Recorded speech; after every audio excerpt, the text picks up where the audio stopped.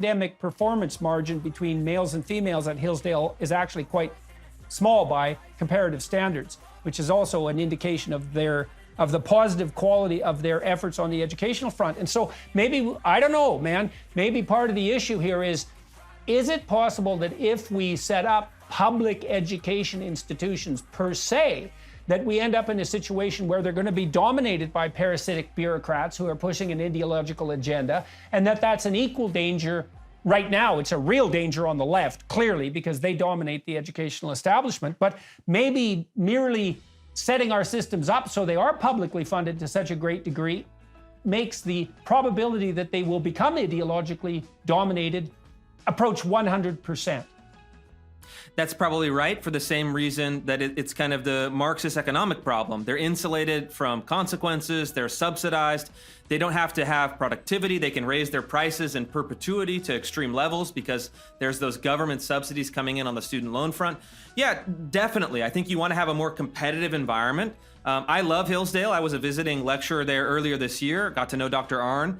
While I would say they've really created a model of extreme integrity, extreme accountability, extreme responsibility towards those students, and I think a pedagogy that works, that has stood the test of time, that is in some ways a progressive in the good sense of the word. Hillsdale, of course, was famously one of the first colleges in the country to accept African Americans, to accept black students in the kind of mid-1800s. In its initial class, right off the bat. That's right. Yeah. Regardless of race, color, creed, nationality, etc. But something else that's happening with Hillsdale that I think is very exciting and I think is worth the risk. Dr. Arnn and the governor of Tennessee have recently struck a deal where Hillsdale is going to found and operate 50 charter schools. So publicly funded charter schools following the Hillsdale classical education pedagogical approach in partnership with the government of Tennessee. And sure, there are risks to this approach, but I think that, again, if you compare it to the status quo, it's an improvement. Will there be other problems and questions that we have to resolve in 3 years, 5 years, 10 years? Of course. Yeah, well, how do you know, for example, how do you know that your attempts aren't going to degenerate rapidly, let's say in 10 years, into something that's indistinguishable from a persecution of those who hold, for temperamental reasons, let's say, political views that tilt them towards the left? I'm not saying that you would do that, although Sure. I would say it's hard to resist the temptation, especially given that the playing field right now is so bloody lopsided.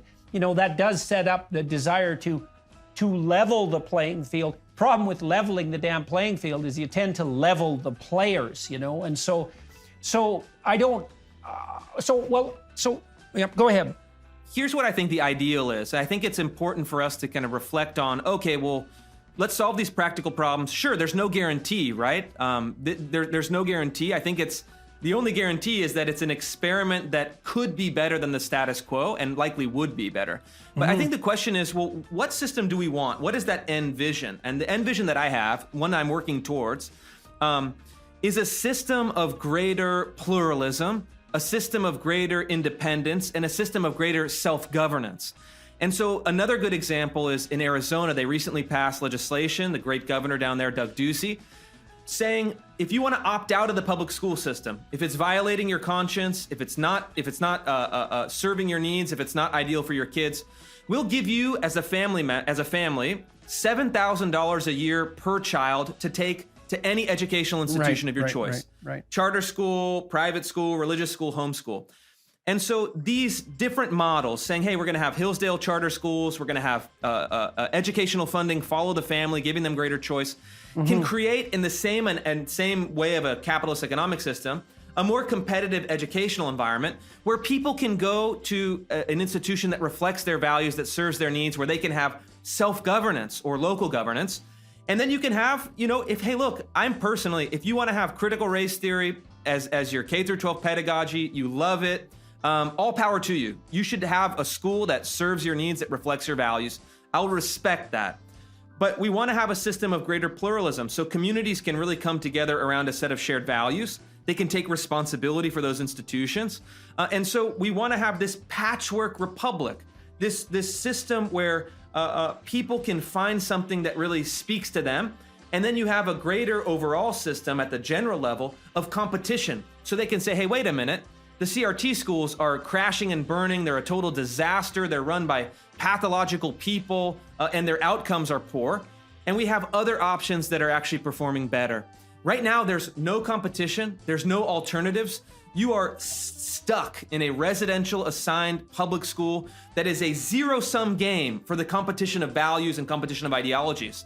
They're set at the state level. Okay, so let me ask you about that too. Have you talked to any political types at the governorship level, let's say, about the fact that the faculties of education have a stronghold on certifying teachers? Because that's part of the problem, because those institutions are 100% captured. I think I could say safely that there are no more corrupt institutions in Western society in general than faculties of education.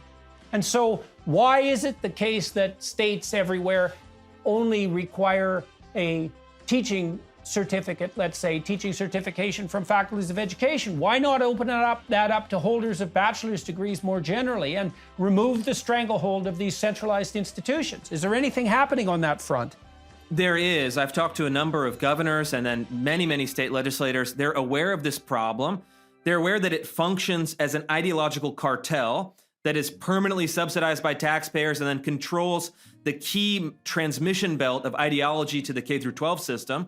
It also attracts the wrong people. It weeds out the right people. And so this is the phenomenon where you have the kind of proverbial pink hair elementary school teacher talking about pansexuality with their second graders.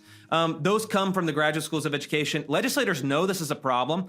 And there's model legislation that is working through the system right now that I think has a good chance of passing in the coming years, where they're going to do a couple things. They're going to say no more requirement for these teacher training certificates or master's degrees from graduate schools of education. If you have a bachelor's degree in the subject area, for example, let's say you have a bachelor's in math, you can automatically be qualified to teach high school math. If you have a bachelor's degree at the elementary school level, you have an automatic qualification to enter the teaching force.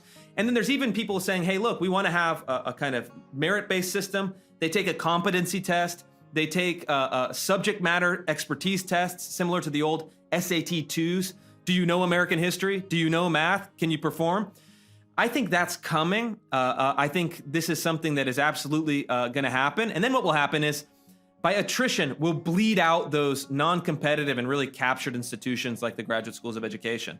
And the graduate schools of education are very aware of this. They're very aware of this. They're very scared. They're fighting.